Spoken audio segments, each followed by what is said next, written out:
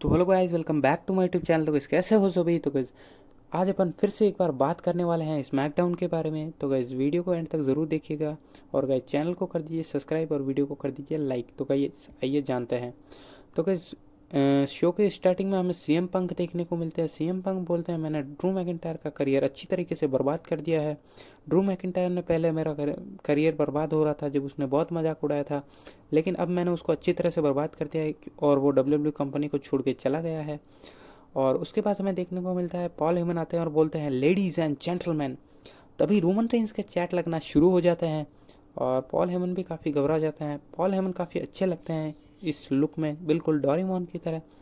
Paul Heyman बोलते हैं CM Punk, मैं तुम्हें यहाँ पे बेइज्जत करने नहीं आया हूँ और तुम एक बहुत ही अच्छे इंसान हो। पॉल हेमन को बहुत ही घबराहट होती है, इसलिए पॉल हेमन जाके सीएम पंक को सीधे ही गले लगा लेते हैं। क्योंकि सीएम पंक का और पॉल हेमन का बहुत पुराना रिश्ता है, आपको नहीं पता तो मैं बता दूंगा। इस सीएम पंक के पहले पॉल हेमन एडवोकेट थे, आपको नहीं पता। सीएम पंक ने बोला कि तुम यहाँ क्यों आए हो पॉल। पॉल हेमन बोलते हैं मैं तुम्हें ब्लड लाइन से बचाने आया हूँ। उस उससे पहले कुछ कहते ही ब्लड लाइन आ जाती है। सोलो सिकोआ बोलते हैं हे पंक, चल निकल यहाँ से, ये मेरा शो है और तुझे मुझे इज्जत देनी होगी, यहाँ पे रहना है तो। तभी सीएम पंक बोलते हैं तुम एक जोकर हो, तुम ट्राइबल चीफ नहीं, तुम एक जोकर हो। तभी पॉल हेमन बोलते हैं मुझे यहाँ से ले चलो, मुझे इनके साथ में नहीं रहना। सीएम पंक के चैट एक बार फिर से लगना शुरू हो जाते हैं और ब्लड लाइन सीएम पंक को घेर लेती है चारों तरफ से। उसके बाद हमें देखने को मिलता है ये आपस में लड़ने ही वाले होते हैं। तभी कोडी रोड्स आ जाते हैं बल्ला लेके द ब्लड लाइन की पिटाई करने के लिए। तभी कोडी रोड्स बोलते हैं हे हेड ऑफ द टेबल, मैं तुम्हारी टेबल को तोड़ दूंगा या तो तुम यहाँ से निकल जाओ वरना। इसके बाद सोलो सिकोआ और टामाटोंगा और टांगा लोया वहाँ से चले जाते हैं।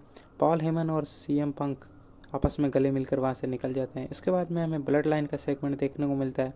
सोलो सिकोआ बोलते हैं कि तुम क्या बोल रहे थे कि मैं तुम्हें छोड़ना चाहता हूँ। तभी पॉल हेमन मना कर देते हैं मैंने ऐसा नहीं बोला। पॉल हेमन किसी को संदेशा भेजने को कहते हैं सोलो सिकोआ पॉल हेमन को। उसके बाद में हमें देखने को मिलता है शिकागो सिटी। देखिए गाइस काफ़ी खूबसूरत है।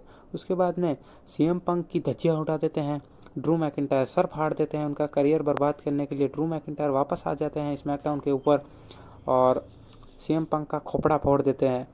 तो गाइस ये देख के मुझे काफ़ी अच्छा लगा। सीएम पंक एक बेकार रेसलर है गाइस, मुझे पसंद नहीं है सीएम पंक। तो गाइस आपको पसंद है तो कमेंट करके ज़रूर बताना। उसके बाद सीएम पंक की जर्नी बर्बाद हो गई है गाइस। उसके बाद में हमें टामाटूंगा देखने को मिलते हैं और ये guys money in the bank qualifying match होने वाला है। इसके अंदर रैंडी ऑर्टन, टामाटूंगा और क्रिमिलो हायरो, पता नहीं क्या नाम है गाइस इसका, ये गधा देखने को मिलता है। उसके बाद में हमें इनके तीनों के बीच में काफ़ी तगड़ी झड़प देखने को मिलती है। टामाटूंगा और ये लड़का रैंडी ऑर्टन पर टूट पड़ते हैं क्योंकि इनको पता है मेन खतरा रैंडी ऑर्टन ही है।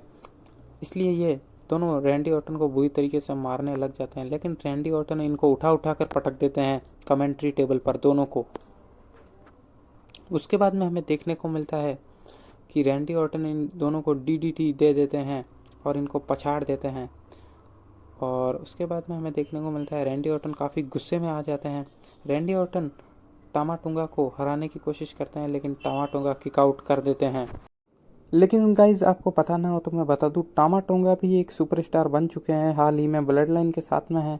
और रैंडी ऑर्टन काफ़ी पुराने समय से डब्ल्यूडब्ल्यूई में काम कर रहे हैं, लगभग 2009 से।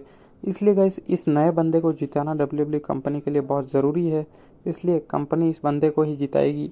इसलिए इस बंदे को ही जिताया था डब्ल्यूडब्ल्यूई कंपनी ने। इसके बाद रैंडी ऑर्टन दोनों को डीडीटी और आरकेओ की तैयारी करते हैं, लेकिन टांगा लोया पीछे से आ जाते हैं और टांगा लोया रैंडी ऑर्टन को अट्रैक्शन कर देते हैं। उसके बाद में केविन ओवंस आ जाते हैं, लेकिन ये लड़का जीत जाता है गाइस। इसका नाम पता नहीं क्या है गाइस, मैं नहीं जानता। रैंडी ऑर्टन काफ़ी शॉक हो जाते हैं। तो हमें दो क्वालिफायर तो देखने को मिल चुके हैं, जे ऊसो और पता नहीं। उसके बाद में हमें देखने को मिलता है बियंका बेलर अपने क्वालिफाइंग मैच की तैयारी कर रही होती है मनी इन द बैंक के। जेडी कारगिल आके बोलती है कि तुम ध्यान से खेलना, हमें टैग टीम चैंपियनशिप पर भी ध्यान रखना है। उसके बाद में 3 रेसलर इस मैच को फाइट करते हैं। बियंका बेलर इस मैच को विन ही करने वाली होती है F5 देके उस लड़की को, लेकिन एक दूसरी रेसलर आकर बियंका बेलर को फेंक देती है और इस मैच को विन कर लेती है। बियंका बेलर रोने की स्थिति में आ जाती है। बियंका बेलर को विश्वास ही नहीं होता है कि ये क्या हो गया। मनी इन द बैंक के लिए वो डिसक्वालीफाई हो जाती है। उसके बाद में हमें देखने को मिलता है कि ये हमें ईयू स्काई और पता नहीं ये न्यू रेसलर कौन है नेक्स्ट से आई हुई, ये क्वालिफाइंग मैच के अंदर विन कर जाती है और बैली वहाँ पर खुश होती है। उसके बाद में ऐसी और वीडियो देखने के लिए लाइक कीजिए, सब्सक्राइब कीजिए सूर्य सिंह यूट्यूब चैनल को। वीडियो को एंड तक ज़रूर देखा कीजिएगा, इस सपोर्ट कीजिए।